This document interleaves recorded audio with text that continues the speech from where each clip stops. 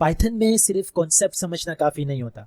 अगर आप real developer बनना चाहते हैं तो आपको प्रैक्टिकल प्रॉब्लम सॉल्व करनी होगी। आपको अपनी problem solving skill, logical thinking और कोडिंग स्किल्स को इम्प्रूव करना होता है by solving easy, intermediate and hard level questions. इसी चीज़ को मद्देनजर रखते हुए इस कोर्स में हर टॉपिक के 10+ प्रैक्टिकल एक्सरसाइज कवर किए जाएंगे।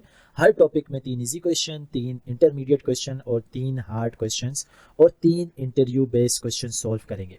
हर क्वेश्चंस में हम step by step approach follow करेंगे। सबसे पहले समझेंगे कि एक क्वेश्चन का फंडा क्या है, फिर देखेंगे कि इसे सॉल्व कैसे करते हैं, इसके बाद फ्लो चार्ट के थ्रू लॉजिक समझेंगे और फाइनली कोड लिखकर उसे रन करेंगे और इम्प्लीमेंटेशन को अच्छी तरह से समझेंगे।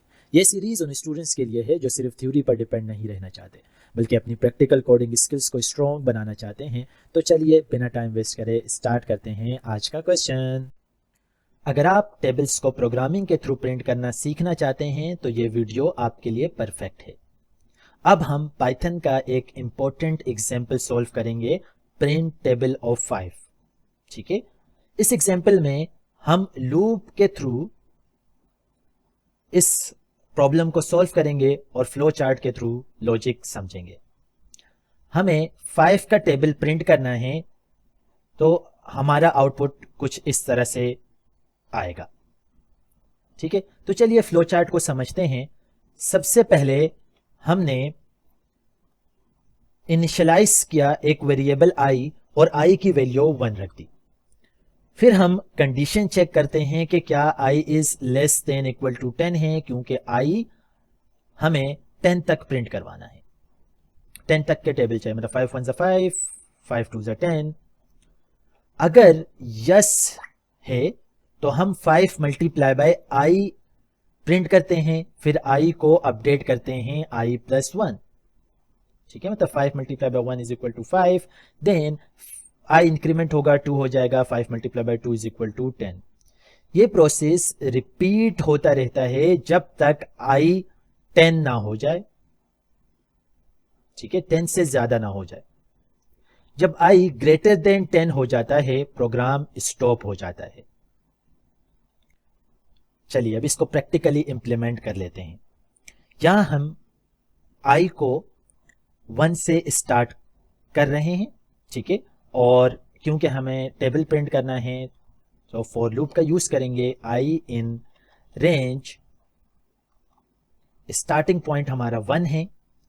लूप तब तक चलेगा जब तक i 10 से छोटा या इक्वल है, तो इस वजह से हम यहां पर एंडिंग पॉइंट 11 रखेंगे। और क्योंकि हमें 1 इंक्रीमेंट करवाना है तो हमें स्टेप साइज डिफाइन करने की जरूरत नहीं है, खुद ही 1 बाय 1 इंक्रीमेंट करेगा। हर आइट्रेशन में 5 को i से मल्टीप्लाई करना है। ठीक है, तो हम यहां पर फॉर्मेट स्पेसिफायर का यूज कर रहे हैं प्रिंट करने के लिए। 5 को i से मल्टीप्लाई करना है। ठीक है, तो हम लिखेंगे 5 मल्टीप्लाई बाय करली ब्रैकेट और i। उसके बाद हमें रिजल्ट प्रिंट करवाना है, तो उसके लिए हम करली ब्रैकेट के अंदर 5 मल्टीप्लाई का साइन एंड देन i। ठीक है, और i यहां से एक एक करके इंक्रीमेंट होता रहेगा। तो चलें प्रिंट कर लेते हैं। देखिए हमारे पास 5 का टेबल प्रिंट हो गया। 5 1 5, 5 2 10 एंड देन टिल 10, 5 10 50। ठीक है, तो कोड को सिंपल एक्सप्लेन कर देता हूं। रेंज 1 से स्टार्ट हो रहा है और 10 तक जा रहा है। हर आइट्रेशन में i की वैल्यू चेंज होती है और 1 का इंक्रीमेंट होता है, और हर दफा 5 मल्टीप्लाई बाय i कैलकुलेट हो रहा है। ठीक है, अब ये कॉन्सेप्ट हमारे पास कैलकुलेशन के लिए, बिलिंग सिस्टम्स के लिए और एजुकेशनल एप्स के अंदर यूज होते हैं। ठीक है, अब आप बताएं अगर हमें 7 का टेबल प्रिंट करना हो तो कोड में क्या चेंजेस करना है। दूसरा, अगर हमें किसी भी नंबर का टेबल प्रिंट करना हो तो क्या चेंजेस करें। ठीक है, तो उम्मीद करता हूं कि आपको ये कॉन्सेप्ट समझ आ गया होगा।